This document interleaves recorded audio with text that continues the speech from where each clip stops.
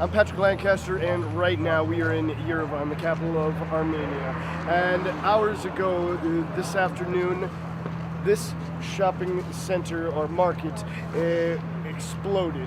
And now there are different reports on what caused it. It seems the most common report is now that there was a fireworks factory or storage facility next to the market area, and that ignited, which in turn caused many explosions, killing several and injuring a huge amount, over 50 the last estimates we've heard.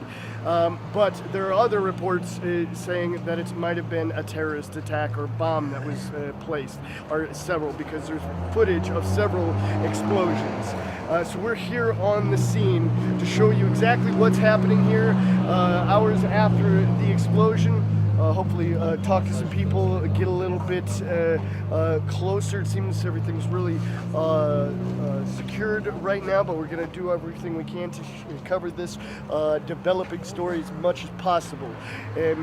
We've heard they're still bringing people out of the rubble, both dead and alive, and we can see the flame still going behind us and the smoke rising, with heavy equipment being used to remove the rubble.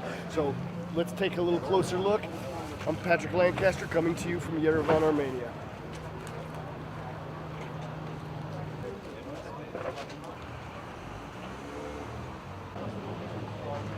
And we can see some of the medics behind us preparing to go into the area to hopefully help evacuate some of the injured that they're still bringing out of the rubble, we're told.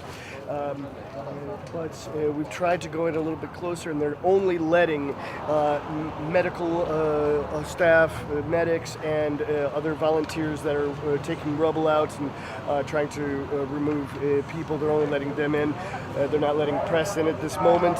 But we're here on the scene to continue to show you what's happening. And another thing that should be mentioned, that in addition to the two different reports about the fireworks station or storage area and whether terrorist or not, we've been able to understand that there's definitely a fireworks storage area here, but we've talked to a person on the scene here, and he says that it seemed the explosion was just too big to be just from fireworks, but it's just his personal opinion. You know, official reports are still coming. But the other thing that should be mentioned, today the Armenian public radio reported that there were reports of bombs being placed, or bomb threats for the metro stations and other areas and other malls in Yerevan. It's reported that there was not any actual bombs found, but this is just still information that's coming out today, and we expect a lot more.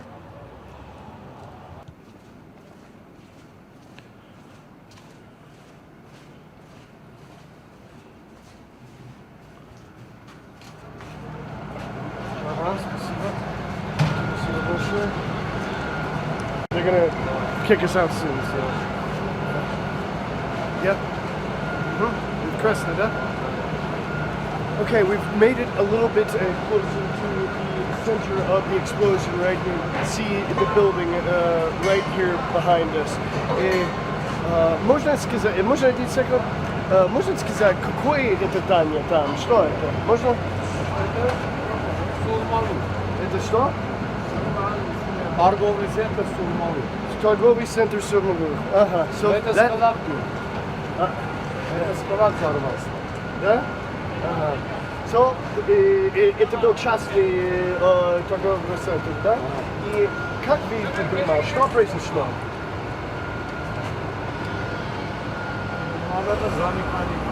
Это теракт или нет? Не теракт, да?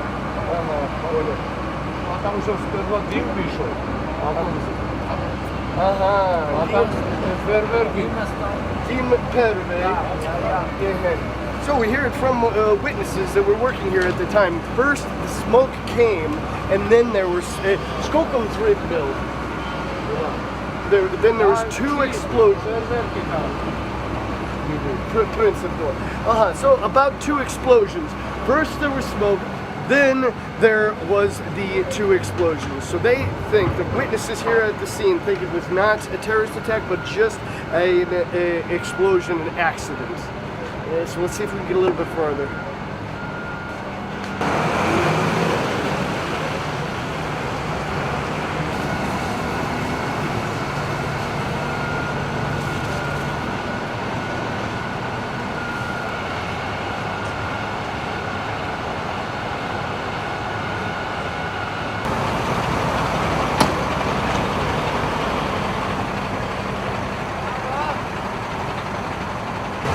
And now we can see just the intense rubble here. We can see the heavy equipment going through the rubble, trying to find the survivors, if there's any still. We're told they've pulled out some survivors and bodies, as we said. So let's keep going forward, keep pushing it.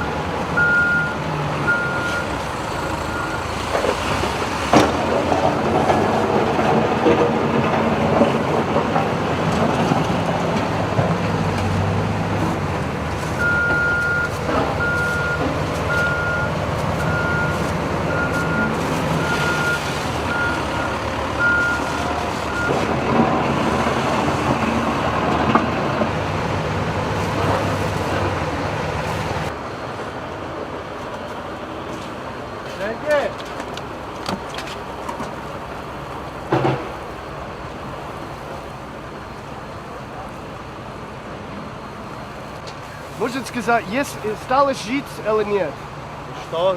Сталось живой или уже нет? Не знаю. Был нашли живой или нашли? Живой, да. Нашли, да? Да. Сколько примерно? Наверное, 3-4. Ага. И погиб? Не знаю. Не знаю. Много или? Непонятно. So. Okay, so we've come a bit closer in where we were turned away today.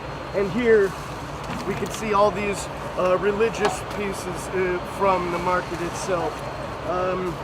But we talked to some of the volunteers here today that were helping to try to save some people. They say they were able to save some people that were buried alive.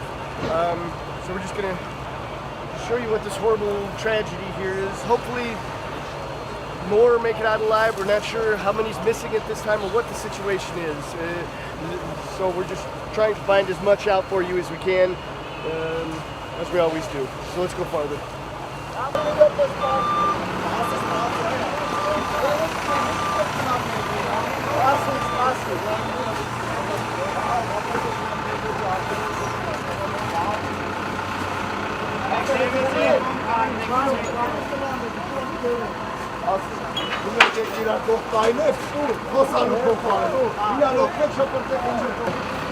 And we can see the active searching for survivors here.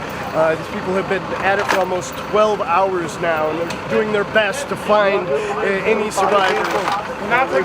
We're seeing how it goes, and we're gonna have to just continue to show you what's happening here, but here in Yerevan, that is, because we're here right now.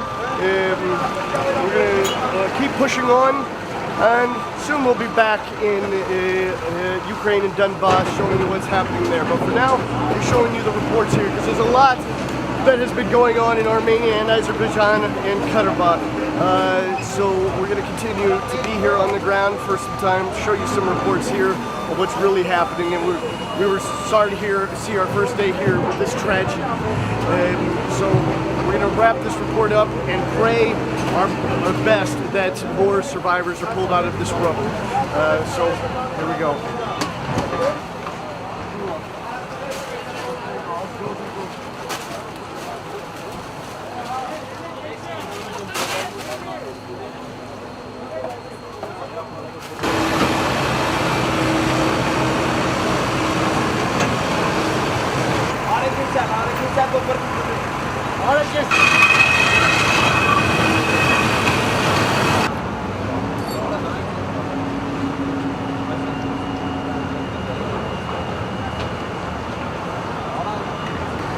And then one thing that should be mentioned, there's a huge amount of damage here, as you see. So whether this was created by a fireworks storage center blowing up next to this market, as seems to be the common consensus now, or some sort of terrorist attack. Hopefully tomorrow there'll be more of a consistency and actual understanding of what happened, what caused this. But again, prayers go out to the families of the victims, both the ones that lost their lives and the ones that are recovering. Just pray the most for them and hope everything goes okay. But again, we're going to end this report and just keep showing you the true facts that we come across, that we see with our own eyes. So you don't have to just rely on the reports that you see on the internet. You can see what we see, what we film, what we show you. We're not professionals on explosions. We're just showing you the explosion, what happened, because we don't see any other journalists here. It seems not really sure. The journalists on that side of the street were pushed back, told not to come, but we're here to show you the facts of what's happening. And then we're just going to keep doing it. We'll be here in Armenia for a little while, showing you some reports, and then be back in Donbass and the rest of Ukraine, showing you what's happening there. Please like, subscribe, and share. Remember, we're totally independent, crowdfunded journalists. You can support our work with the link on the screen or in the description. Можете сказать, что произошло? Сегодня на оптовой базе Сурмалу, практически в центре Еревана, произошел взрыв. На самом деле был ряд взрывов. То есть первый был, второй был еще сильнее, взрывная волна, от которого снесла близлежащий магазин. Уже практически 12 часов идет разбор завалов. И с самого начала я там участвовал, как и многие другие добровольцы. Конца и края пока не видно, там очень серьезное разрушение, очень серьезное. Потому что здание старое, наверное, капитальное, да, такое советское, с очень толстыми стенами. Да. Я не могу представить, что повлекло за собой, и очень слабо верится в то, что это всего лишь детонация пиротехники. Я не эксперт, но разрушение очень сильное. Пожар до сих пор не локализован, пожар до сих пор тушат, и потушить его не удается. Также пожар происходит под завалами, потому что сейчас завалы, где то, что разбирается, это второй этаж, под ним еще целый этаж, есть еще подвальные помещения. Очень много людей стараются, очень много людей пытаются. Работа ведется там активно, не останавливается ни на секунду. Только в те моменты, когда слышится звонок телефона, либо кажется, что есть чей-то голос, в эти моменты останавливается работа. Тяжелая техника не задействована, потому что, надеемся, все равно надежда умирает последней, найти живых людей под завалами. Поэтому все практически руками и довольно долго. Можно представиться себя? Меня зовут Мика Бадалян, лидер движения «Автор». И почему вы здесь? Потому что я гражданин, потому что я должен помогать своему народу, своей стране в тяжелые моменты, в тяжелые секунды. По-другому невозможно.